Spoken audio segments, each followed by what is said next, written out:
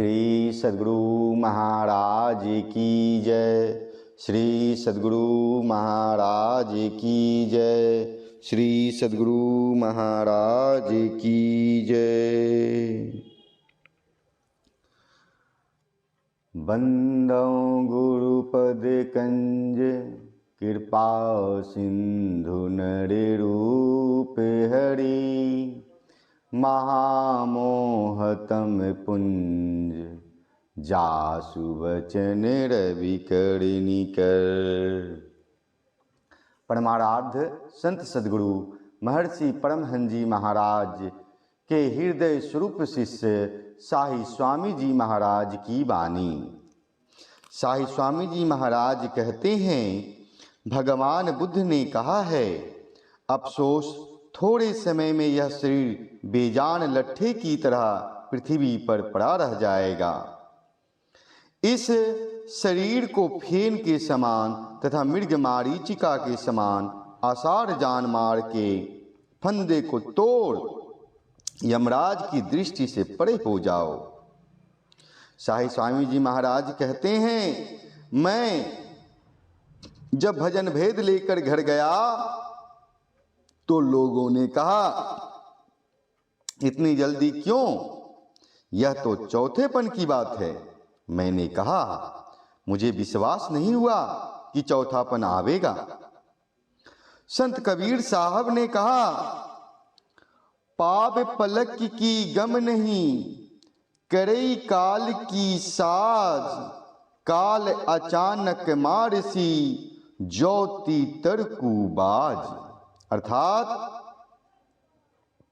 मनुष्य को धन, दौलत, पद, प्रतिष्ठा या शरीर के पालन पोषण का बहुत घमंड नहीं करना चाहिए, क्योंकि काल मृत्यु हर समय अपना षड्यंत्र रच रहा है।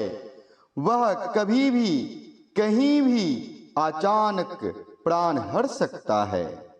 जैसे बाज अचानक झपटा मारकर तीतर को पकड़ लेता है, वैसे ही काल भी बिना सूचना के जीवन समाप्त कर देता है। कबीर साहब कहते हैं, कहता हूं कहीं जात हूं, कहां बजाए ढोल, श्वासा खाली जात है, तीन लोक के मोल। ऐसे महंगे मोल का एक श्वास सो जाए, 14 लोक के ना पट तरे, काहे को धुर मिलाए।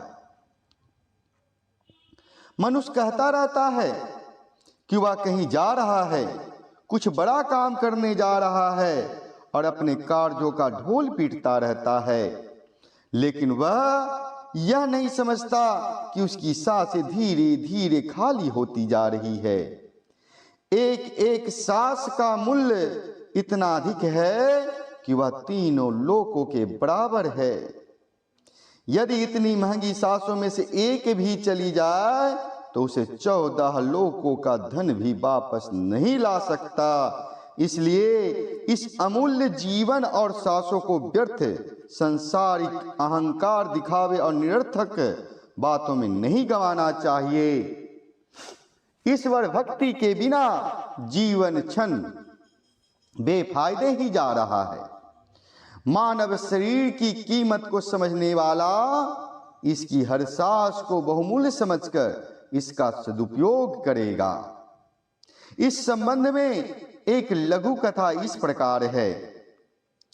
एक किसान था, वह अपने खेत में ही मचान बनाकर रहता था और फसलों की रखवाली करता था। संयोगवश एक दिन उसे लाल से भरी एक हंडी मिल गई।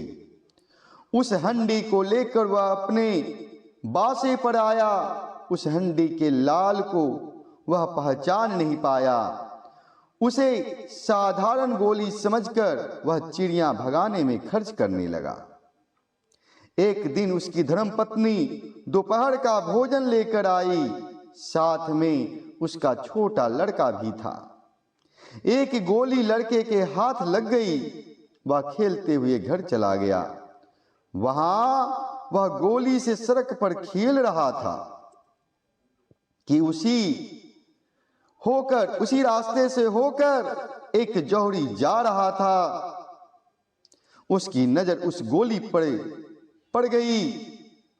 वह पहचान गया कि यह साधारण गोली नहीं है, बल्कि यह तो लाल है। उसने लड़के से गोली ले ली और कहा कि पिताजी को बुलाओ। लड़का घर गया। उसकी मां बाहर आई। जौहरी ने कहा कि इस गोली को साधारण मत समझो, यह लाल है और इसकी कीमत लाख रुपये है, इसे संभाल कर रखो। स्त्री बड़ी खुश हुई। जब उसके पतिदेव घर आए तो उसे लाल के संबंध में जानकारी प्राप्त हुई।